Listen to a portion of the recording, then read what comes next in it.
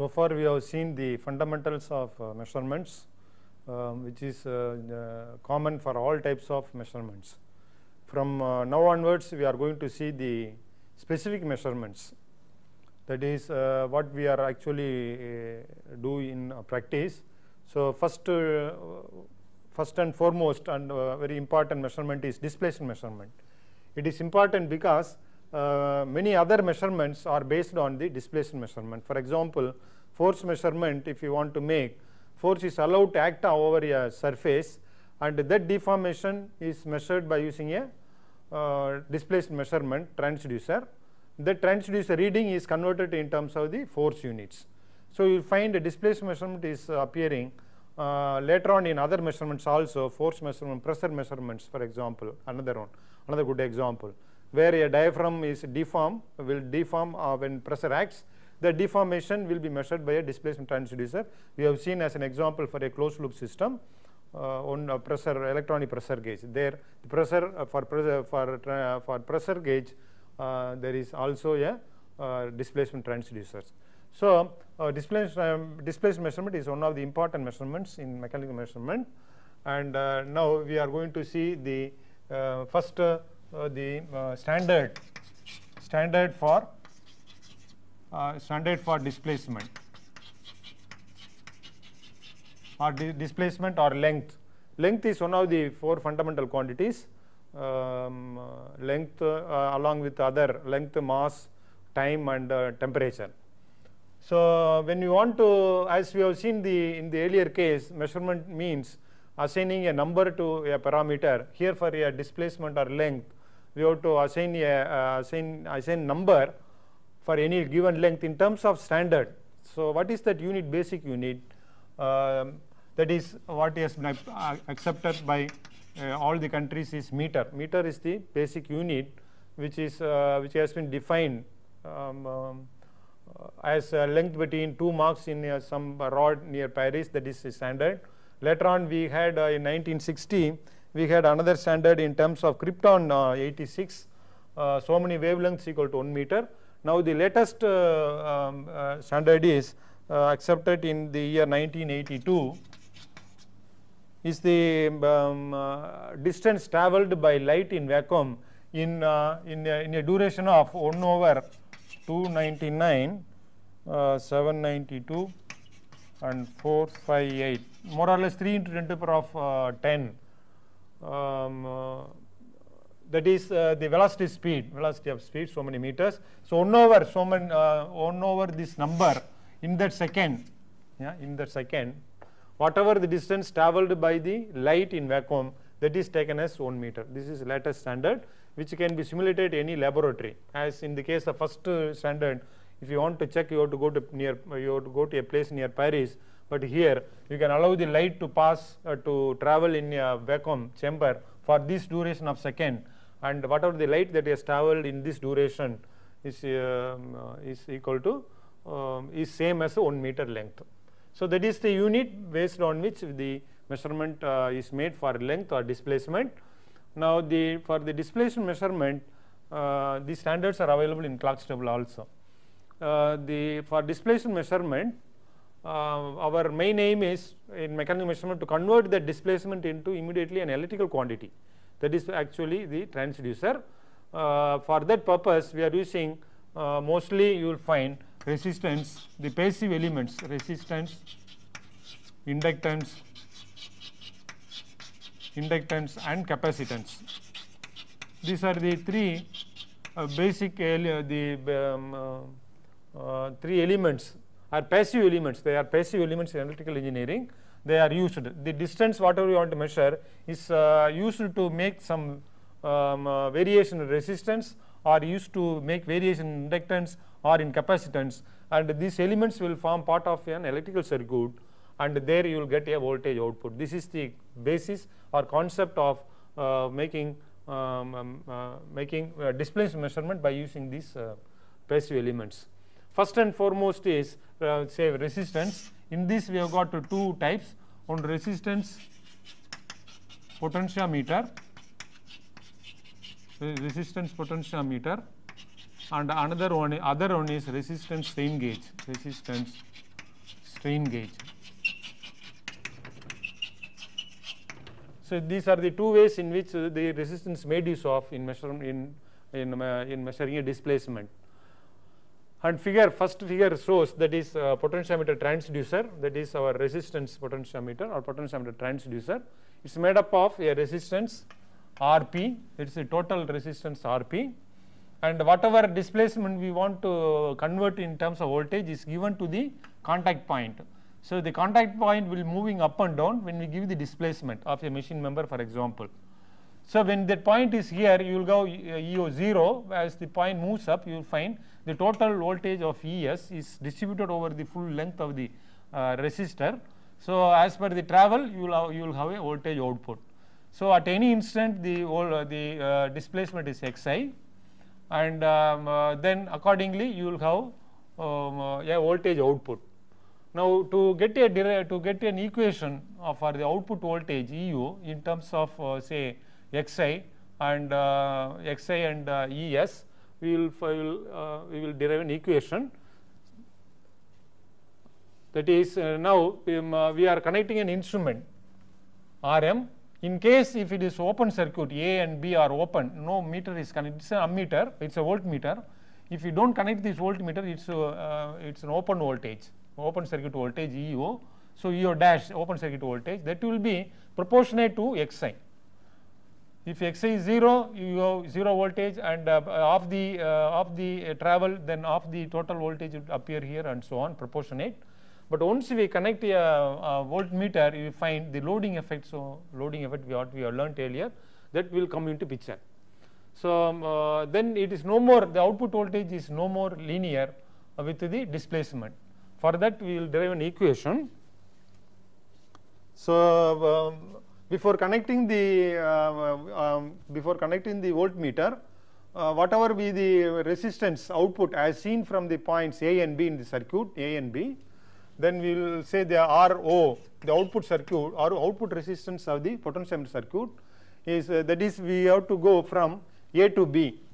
From A to B we have to go, that is why we have to find out the equivalent circuits. From A to B, one resistance Ri corresponding to Xi, and the other resistance is parallel path is Rp minus Ri, and again you can come to point B, and ES is short circuited for the purpose of equivalent resistance. So now RO is made up of two parallel resistance. So and then it is equal to RA RB, that is Ri into Rp minus Ri. These are the two parallel resistances divided by the summation of these two things. So Ri plus Rp minus Ri, that you will have Rp. So this is the output resistance. Input resistance is Rm. So EO by EO dash. EO dash is the open circuit voltage of the circuit at AB. So EO by A dash equal to 1 over 1 plus RO by Ri. So RO is equal to this one, Ri into Rp minus Ri divided by Rp, and the whole thing is divided by Rm. That is Rm is our input resistance. So this is our loading effect. Now this expression can be transformed in terms of Xi and Xt, and also ES in place of EO dash by using the equation EO by or EO dash by ES.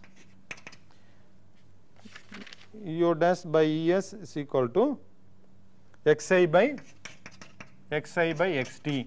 This is one relation. That is open circuit voltage is always proportional to Xi. That is one equation, and then Xi by Xt is equal to Xi by Xt is equal to Ri by Rt. So using these two equations, the equation for loading effect can be rewritten in terms of EO by ES. EO by ES is equal to Xi by Xt divided by 1 plus Rp by Rm, Rp by Rm into Xi by Xt into 1 minus Xi by Xt. So this is the equation in terms of ES and Xi by Xt. Now suppose Rm is infinity, suppose Rm, that is meter resistance infinity, you will find when Rm is infinity, Rm tending to infinity, then EO by ES is equal to Xi by Xt. That is, EO is proportional to Xi, because then you bring this side, ES this side. So ES is constant, Xt is constant, total travel. So EO is proportional to Xi. That is what you have got in this characteristic equation. The plot, the same equation, EO by ES, that equation is plotted here. We find the curve 1 Rp by Rm is equal to 0. That is, Rm is infinity. Then you will find is linear. That is, EO is proportional to Xi by, this is Xi by Xt, proportional to Xi. Xt is constant, ES is constant. When the Rm is having definite value, then we find there is no more linear. The EO is not linear to Xi. Then you will have non-linearity comes into picture. So 1, 2, that curve 2 is for 0.1, Rp by Rm is equal to 0.1, and curve 3 is for 0.5, the ratio, and for 4. See, when the ratio increases, you will find non-linearity also gets increased. So in order to keep the error within limit, loading effect within limit, Rp by Rm normally selected as 10, 1 over 10. So that meter resistance should be at least 10 times the resistance of the total resistance of the potentiometer in order to have the error within limit. Now the potentiometer is also used for the rotary motions. So this is for rotary motion, that is, the total resistance is arranged in a circular fashion, and you have the supply voltage and the contact here. Also we have the potentiometer, it is called multi-turn potentiometer. So say it may be 10-turn potentiometer. That is, here its construction is, we have here screw thread. This is a screw thread.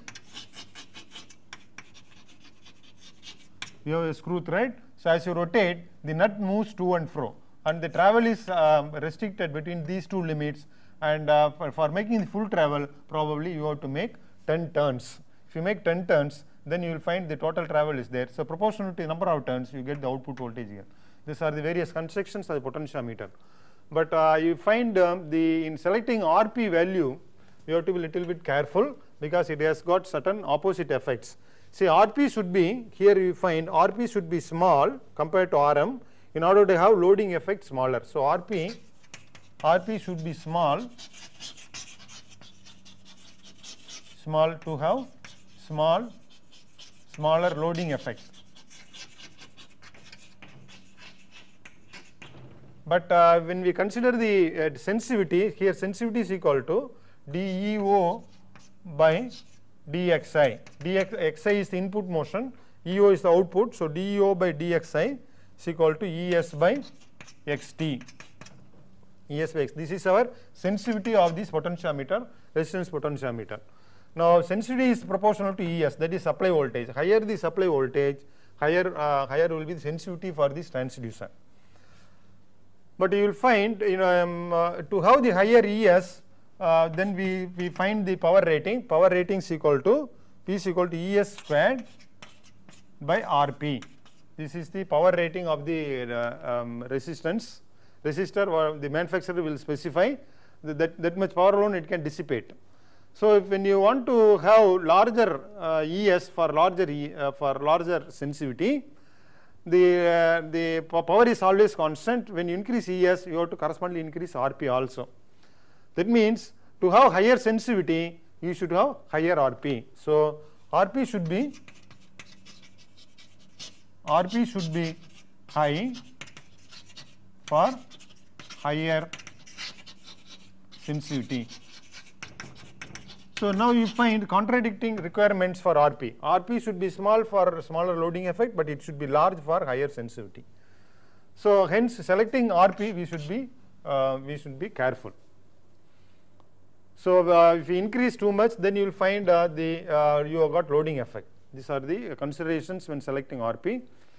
And now we have the potentiometer, sometimes single wire potentiometer. So this is a single wire potentiometer. This may be moving to and fro. Here you have the voltage supply. This is a single wire potentiometer. The advantage of the single wire potentiometer is resolution is high. Resolution is high. That means you can have more movement of the Xi as small as possible. You will have the output, corresponding output.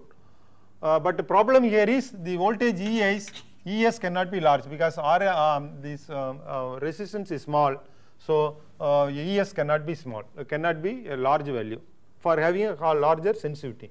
So to increase the value of ES, you have to have the larger length for the wire, resistance wire. That is achieved by having a wire wound potentiometer. This wire wound potentiometer has for a given length, length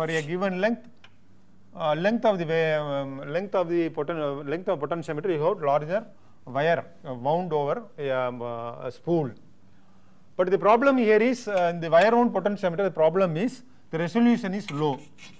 The resolution is low because we have the wire windings, one windings here, another winding there.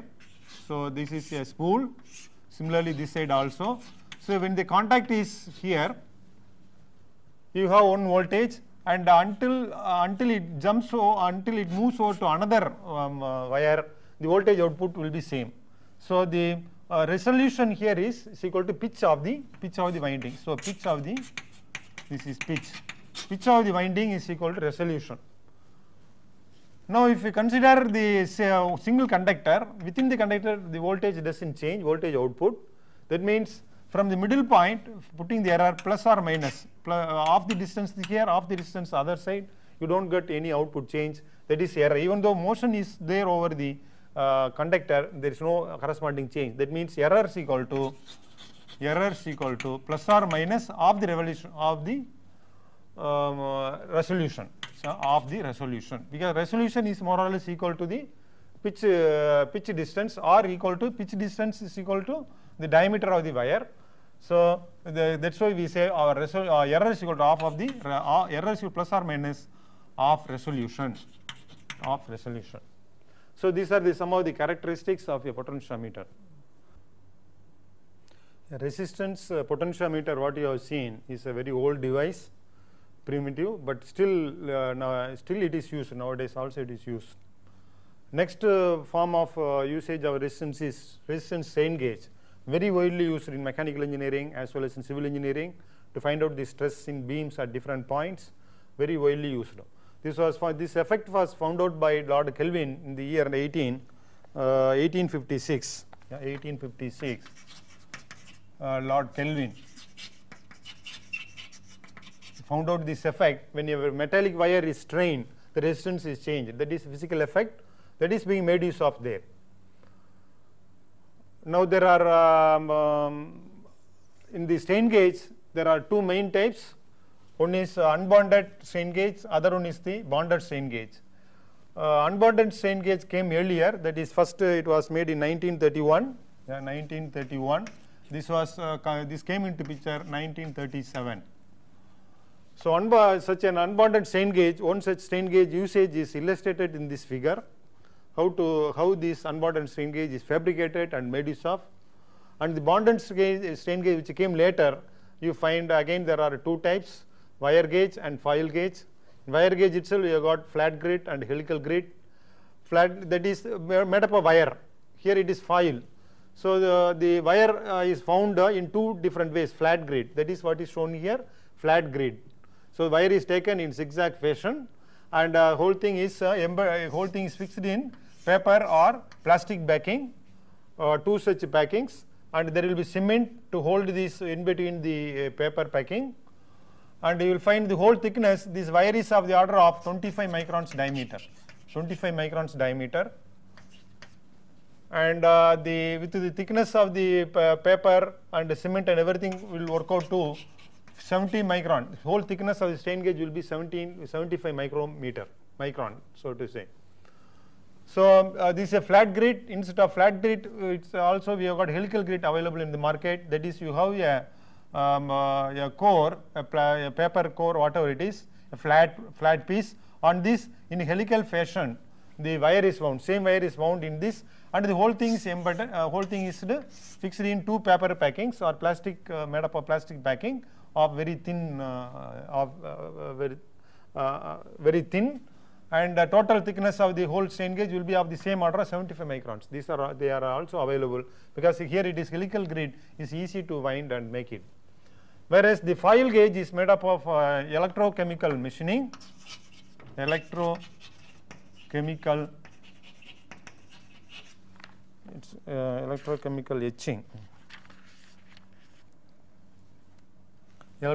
etching process.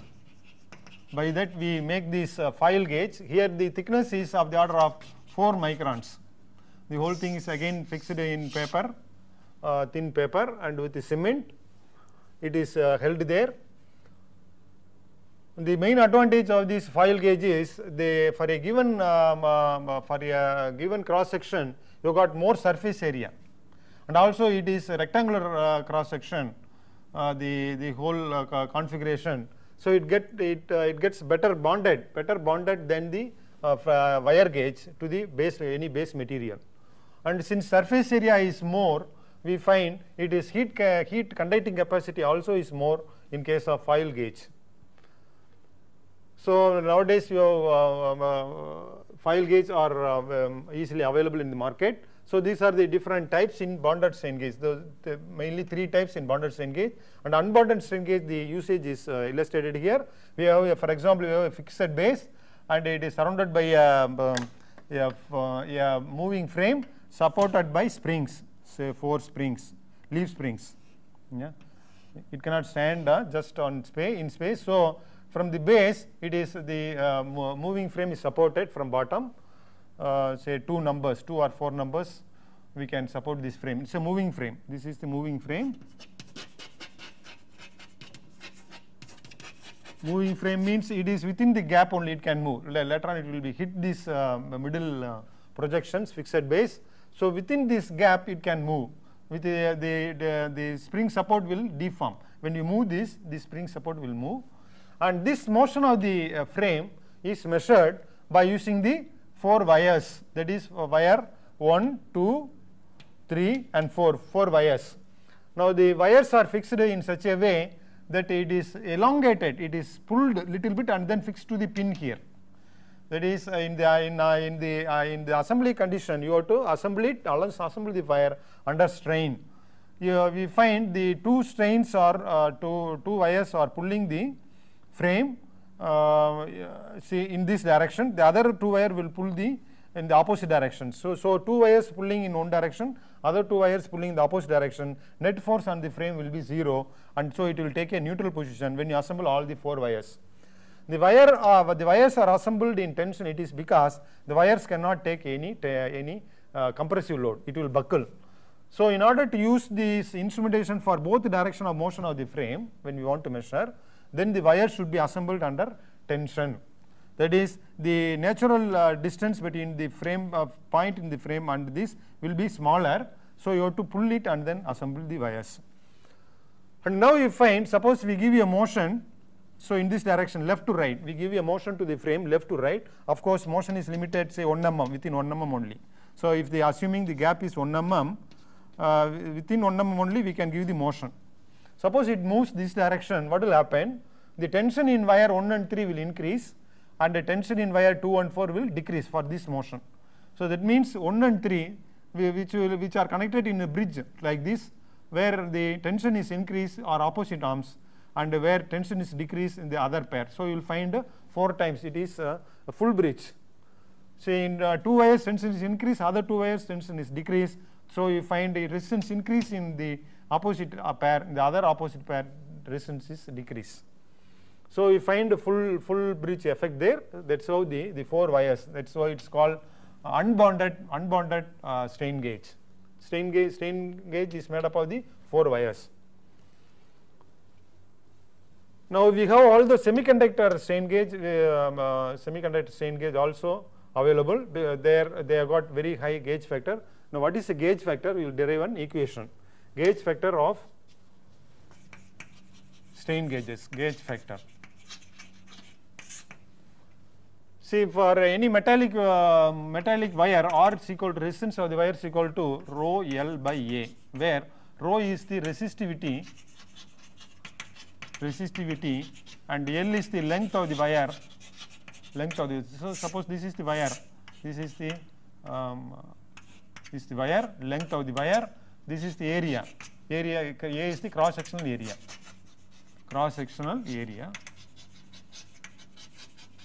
So R of this conductor is given by this equation.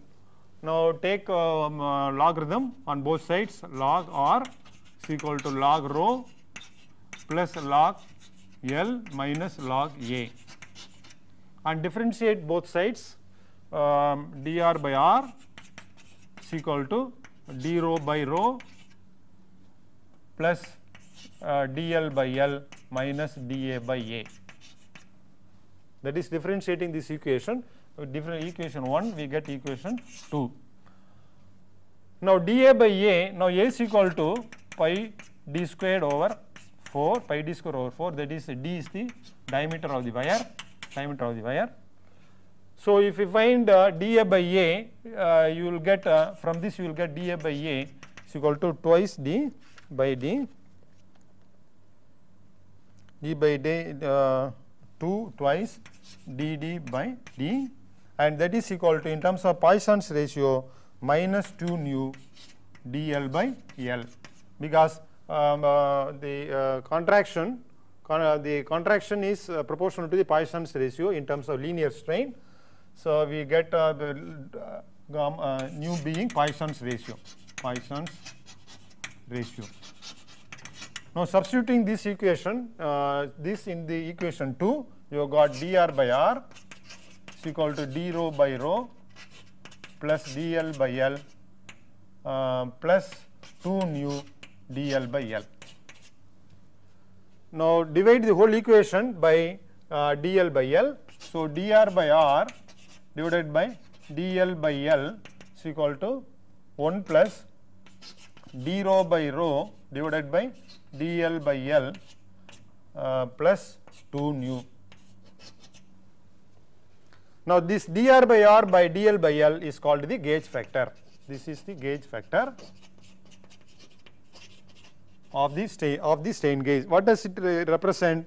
The relative resistance change to the strain per unit strain. That is the definition for gauge factor. Relative resistance change per unit strain, that is the gauge factor, which is equal to 1 plus 2 nu. Nu is the Poisson's ratio. For steel it is around 0.3.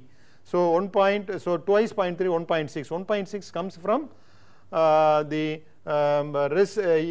due to strain, due to strain, and the other portion d rho by dl by L is called piezoresistive effect. It is called piezoresistance effect.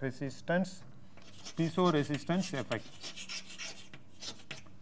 For a metallic wire, generally the gauge factor is around 2. So you find here 1.6, 0.4 comes from this piezoresistance effect for metallic wires. Whereas for the semiconductors, we have got the gauge factor for semiconductor strain gauge is around say 100, 120, whatever, it is very large number, and that is mainly due to the piezoresistance effect, d rho by dl by L. That is, the resistivity of the material itself is changed when there is a strain, in the semiconductor material. Now we will see how the strain gauge is made use of in measuring displacement. In potentiometer, what you have given is the displacement is given to the point which moves over the resistance. Here how it is done. Say for example, if you want to measure displacement, give it at the end of a cantilever. This is a cantilever beam fixed at the fixed here, and the free end you give this motion. When you give the motion, you find that near the fixed end of the cantilever you have got stress and strain. So the strain is picked up by the strain gauge. For this purpose, what should be done? You have to fix the strain gauge at the suppose this is the plan of this is like this. You have to fix the strain gauge here. For this purpose, you have got so-called cement the manufacturer who makes this strain gauge also supplies cement.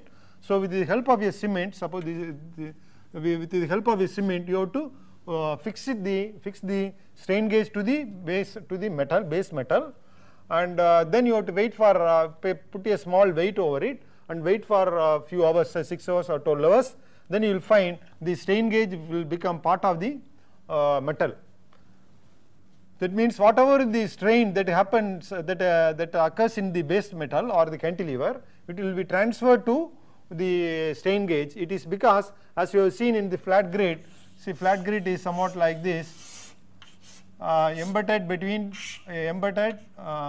the plastic or paper packing, and if you have the cut section, suppose you cut it here and see, you find a paper is there, and then another paper, and in between you have got this cross section of the wire, and this is filled up, the space between the wire is filled up with cement. Here also we have got cement, yeah, this also cement, completely filled. There is no gap between the wires, there will not be any empty gap, all the space is filled up with the cement.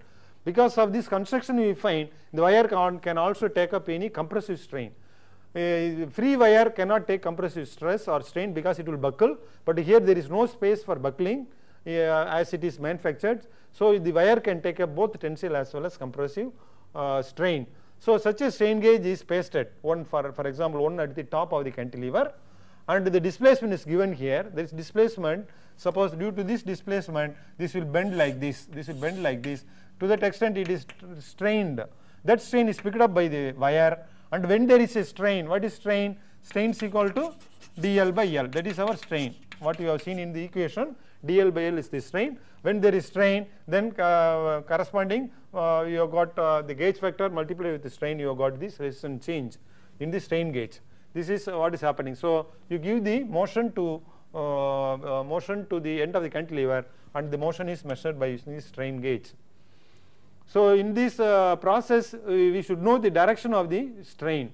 Here we know in the cantilever beam, the top layer will be tension, and bottom layer will be top layer for this is here. That is, for this type of motion, here will be tension, there will be compression. We know that happens along the length of the cantilever. So we know the direction of the stress and strain. In such cases, it's sufficient if we make if you can paste this. This is the axial length of the strain gauge, that is along the axis of the cantilever you can fix it. That is, it will be same in the same direction of the strain, it is fixed. Suppose in some fixtures, some structures, you will find the direction of the strain will not be known. For example, in rocket panel structures, you will find due to acoustic stress or strain, the panel is strained in all directions. So we find no fixed direction can be fixed. In such instances, what is done is we go for the strain gauge rosettes. This is strain gauge rosettes. We have got two types of rosettes, delta strain gauge rosettes and the rectangular strain gauge rosettes. That is, three strain gauges are fixed. Say in case of rectangular rosettes, it's 90 degree and the middle is 45 degree. It is fixed there on this structure. Similarly, you can go for delta. So these three strain gauges, epsilon 1, epsilon 2, epsilon 3, is fixed on 60 degree to each other, and measure each strain separate circuit you will have. Measuring each strain, then you can find out the principal strain. You have got formula that can be referred in standard textbooks. By measuring the three strains, the principal strain, axis of principal strain as well as principal strain can be computed in terms of epsilon 1, epsilon 2, epsilon 3. That is, in case you do not know the strain or stress direction, you have to go for the three strain gauges fixed on the structures, and from there we can find out the maximum strain produced in the structure where we have fixed the strain gauge. Now this strain gauge has got so called, when the strain gauge is made up of like this, when you find when the suppose the strain is in this direction, unidirection, one direction, we have got two segments. One is along the axis, say segment 1, and there another segment 2 transverse, that is 90 degree to this axial direction. See, it is a loop, it's made up of loop. you have got here 1, 2, 3, 4, 5 loops are there. So for a given strain in one direction, axial direction, the segments similar segments say 1, 2, 3, 4, 5, 6 segments and axial directions, and you will find 4 segments, 1, 2, 3, 4, 5 segments in the transverse directions. So what happens for this tensile, for example, it's tensile strain, the linear along the axis the wire will extend, the tension will due to tension it will increase, so resistance will increase. But for that for the same strain you will find the transverse directions, the cross sections increase and you will find resistance is decreased, rho L by A. So when A is increased, R is reduced. So for a given for axial strain you will find some portion of the strain gauge it is reduced resistance, some portion it is major portion is increased resistance and a smaller portion is decreased. So you will find net effect on the strain gauge for an axial strain is reduced. This is called transverse sensitivity. Transverse sensitivity. But in most of the strain gauges, the perpendicular segment portion of the total wire is very small, hence the transverse sensitivity will be low. So this is one of the error source. So that is normally small since the segment perpendicular segment is small. Second error source is temperature. Temperature is main error source in strain gauge measurement. Suppose we are using one strain gauge, quarter bridge. It is used in quarter bridge. So quarter bridge like this. That is only one is active arm. That is R1 is active, R2, R3, R4 are constant resistances, and we get output voltage here EO. Then you find there are due to temperature there are 3 effects noted in the strain gauge. First one is the strain gauge wire itself expands when the temperature is increased. That we know the equation RT is equal to RO into 1 plus alpha R T minus T0. That is a coefficient of resistance alpha, temperature coefficient of resistance. When R0 is a resistance at T or degree centigrade, then RT at any other temperature T is given by this equation. When T is increased, you will find RT is increased. There is one effect. Secondly, you find that differential expansion. The wire material, you will find there are 2 types of wire material. One is advanced alloy. It is nickel and copper, made up of nickel and copper, and other one is isoelastic. These are the 2 types of material used for strain gauge. But suppose we fix this strain gauge over a mild steel or some other material, you will find the linear coefficient of linear expansions are different for the strain gauge wire and the base material. Then you will find there is a difference in expansion of the wire gauge material and the base material. Due to the difference of this expansion, suppose you find the base material where it is fixed expands more than the strain gauge wire, then for any given temperature rise, the wire will be pulled by the base material. That is, all these things are happening without any input signal. Just because there is temperature increase, you find resistance has changed when due to temperature rise as per this equation. Again, it is being pulled by due to difference in coefficient of thermal expansion. It is being pulled. Again, strain, that is another source. Third, you will find creep. When the operating temperature is more than 200 degrees centigrade, so-called creep occurs. Creep is a phenomena when the load is constant. There is the deformation continues. More and more deformation comes. That is creep. That also will be there when the operating temperature is more than 200 degrees. Otherwise, you will find due to temperature alone we have 2 different effects, and this gives output voltage even when there is no change in no input signal, there is no displacement we have given. So this is compensated what we have learnt already under bridge circuit by using a dummy gauge. This we have seen under bridge network. That is, we put another strain gauge fixed to the same base and don't load it and keep it in the same atmospheric conditions, and you will find whatever the temperature increase is there, that will produce similar effects on both of them, and similar effect put in adjacent arms. The R2 will be now dummy gauge. similar effect in adjacent arms get nullified. So when temperature is there, that effect will be nullified, no EO will be appearing due to this temperature effect. And this is one way, by using a dummy gauge we can compensate, that is for a quarter bridge. For off bridge we know that is off bridge. There are two situations you will be using off bridge. That is when the stress and strain are opposite in polarity, you are connecting in the adjacent arms. That is, one is in tension or resistance increase, other one is resistance decrease. Then you will be using in adjacent arms, that is opposite effect. Opposite effect we are putting in adjacent arms. Adjacent arm. When we have the similar effect, that is similar effect that we have learnt under the bridge network, similar effect in opposite arms. Opposite arms of the bridge. But when it is opposite effect, that is a cantilever, for example, opposite effect is there in a cantilever, we have learned. So this is what is displacement is given. One is top, one is bottom. So here tensile strain, tensile, and here you have got compressive strain. That is opposite in polarity, and these two strain gauges are connected as adjacent arms. In this case, the temperature is similar effect gets cancelled automatically. Whereas if you are using the similar effect, that is putting the strain gauge, two strain gauges at the top of the cantilever itself, then both the strain gauge will be picking up a similar strain, tensile strain. Then we are putting the opposite arms. If you put the opposite arms, temperature effect also gets added up. In that case, you should go for two dummy gauges.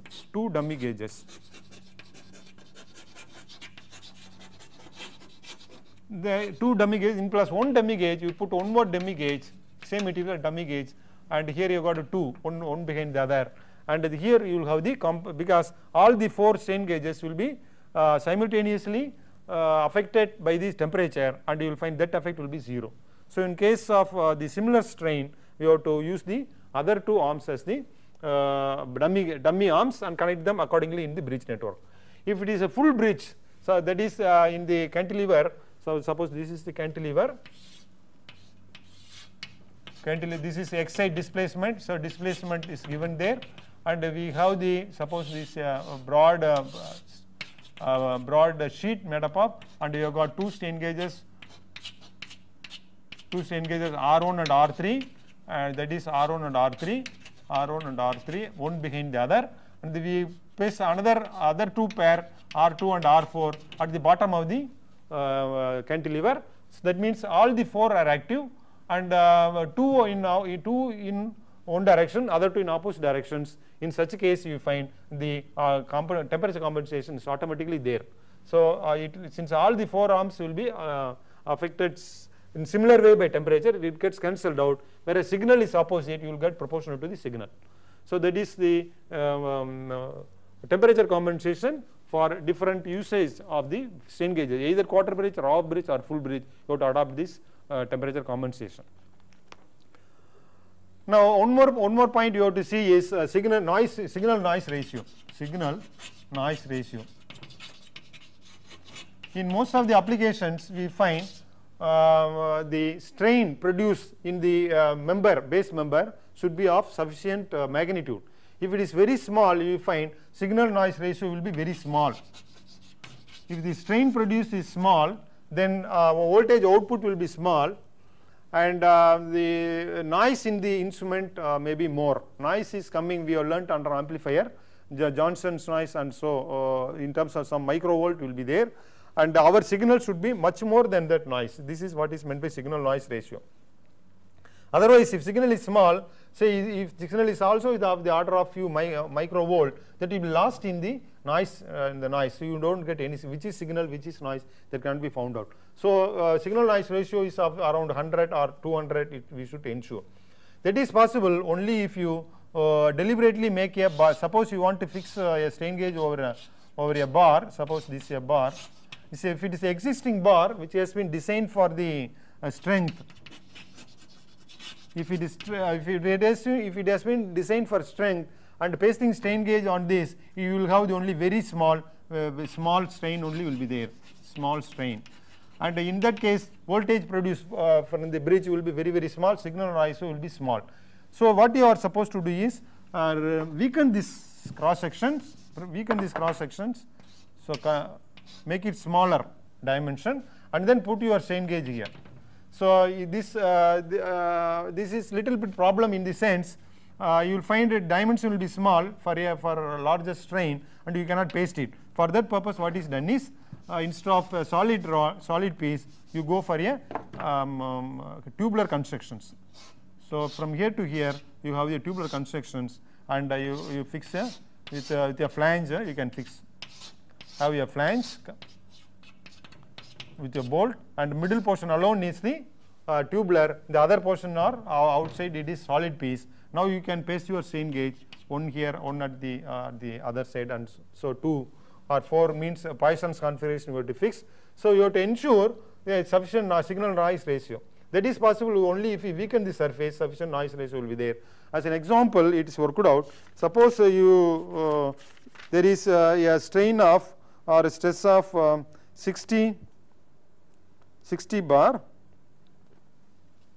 60 into 10 to the power of 5 Newton per meter square, so many pascals, Newton per meter square. That much stress is there in a rod, and we are using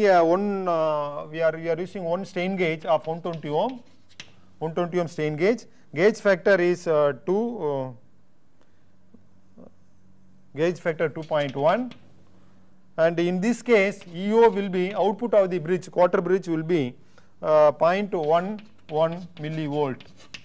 So EO from the bridge will be 0.1 millivolt for a stress of this, and Young's modulus is 2 to E is equal to Young's modulus is 2 into 10 to the power of 11 Newton per meter square.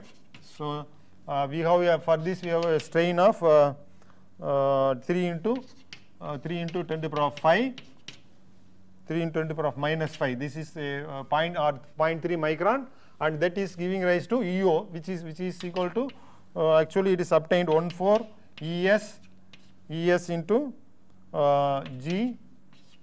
Eg epsilon.